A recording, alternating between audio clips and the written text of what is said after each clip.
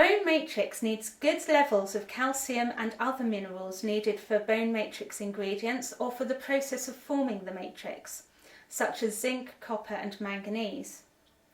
E.M. Carlisle wrote various papers in the 1970s and 80s describing silica and its role in placing calcium into the bone matrix, and also in the production of collagen. Silica can be found in whole grains, root vegetables and beets, alfalfa, nettles and horsetail. Collagen also requires vitamin C, and ground substance likes to be well hydrated. So, depletion of any of these nutrients can contribute to bone generation. So why do we focus so much on calcium? Well, calcium phosphate does make up 70% of the weight of our bones. So for strong, healthy bones, we need to make sure this substance is available to them. This can be a problem, however, even when there is plenty of calcium in the diet. When we eat calcium-rich foods, such as sesame seeds, almonds, green leafy vegetables and broccoli, the body first of all needs to absorb it in the small intestine, for which it needs good levels of vitamin D as well as a healthy gut. The parathyroid then regulates how much calcium is kept in the blood. This is important as calcium enables muscles to contract, so it's needed in the blood, for example, to keep heart beating.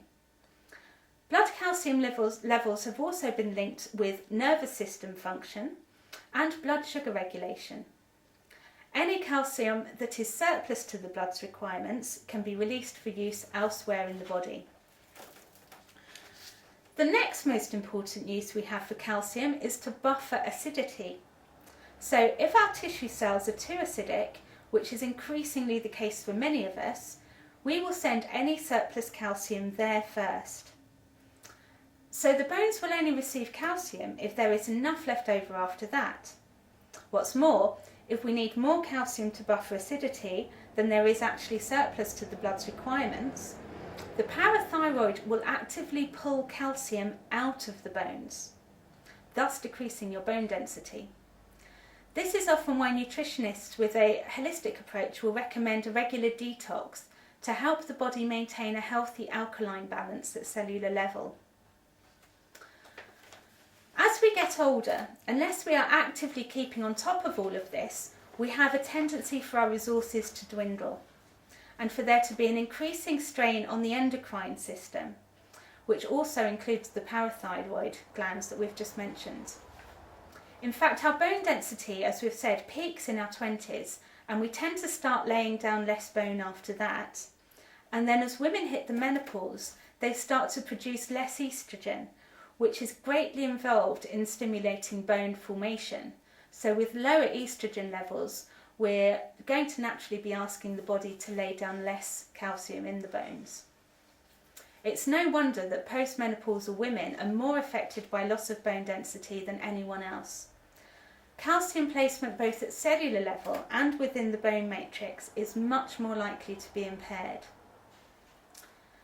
In addition, stress of any kind, whether emotional, physical or environmental, seems to cause the cells in the body to become more acidic and to literally hold on to calcium as it moves in to buffer that acidity. Magnesium is particularly involved in calcium placement here. And as a nutrient, it's very often low in the diet due to over-processed foods and general depletion in the soil and therefore the food chain. This has been noticed by McCants and Widdowson in over their 50-year survey of the composition of foods. Magnesium is also noted to be depleted by stress, fizzy drinks, red wine and other alcoholic drinks, some diuretics and also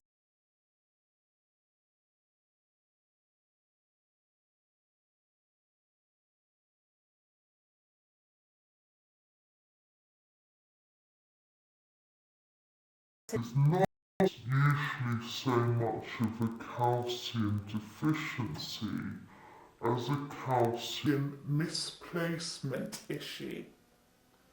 in which case the traditional case of giving calcium supplements isn't really going to help. magnesium would be a much more logical focus for calcium correctly. Magnesium could really be the most significant, often forgotten nutrient that is key to our bone health. However, it would be advisable to avoid inorganic forms of magnesium, such as magnesium oxide, that are poorly absorbed, and magnesium oxide largely works as a laxative, in fact. In fact, focusing on calcium can bring its own problems. To begin with, most supplements provide calcium in the form of calcium carbonate, or you may have come across dolomite, which also contains calcium carbonate.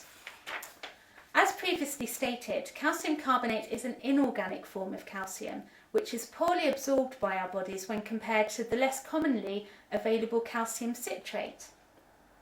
Furthermore, calcium carbonate can have a detrimental effect on stomach pH, which can affect the absorption of many nutrients, including calcium and its cofactors and trace elements such as magnesium, boron, manganese, to name but a few.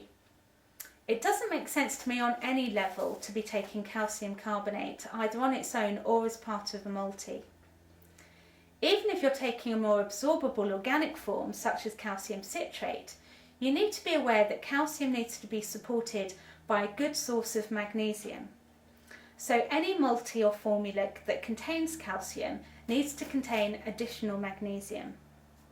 It's also worth noting that to get the balance right, which ideally is twice as much magnesium as calcium, then you need to supplement these forms, these nutrients in a form that is more or less equally absorbed. So for example, a formula delivering 100 milligrams of calcium citrate would also need about 200 milligrams of, say, magnesium citrate. If you were putting in 200 milligrams of magnesium oxide, for example, not as much magnesium would be absorbed, so you'd need to put more in. So, if we are eating plenty of leafy green vegetables, broccoli, cauliflower, nuts and seeds, then we should be getting sufficient calcium in our diet, together with some magnesium to help calcium placement, although additional magnesium may need to be supplemented, again in an inorganic form such as citrate.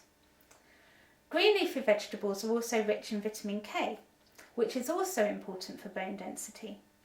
One study reports that nurses eating their green leafy vegetables and broccoli and other green vegetables every day had almost half the amount of hip fractures compared to nurses eating their greens perhaps only once a week or less. Contrary to what we may have been brought up believing, dairy products such as milk and cheese are not the ideal sources of calcium due to the low levels of magnesium present in them. A good nutritional approach to either preventing or addressing bone density will need to focus on improving magnesium levels and absorption, and thereby helping to improve calcium placement, as well as ensuring adequate vitamin D and vitamin K, together with an alkalizing and hydrating diet and general endocrine support. If calcium appears to be deficient rather than just misplaced, then you would need to address how well the gut is absorbing nutrients, and perhaps only then look at further calcium supplementation, perhaps in citrate form as part of a balanced formula. Each of us will benefit from a slightly different programme according to our individual makeup,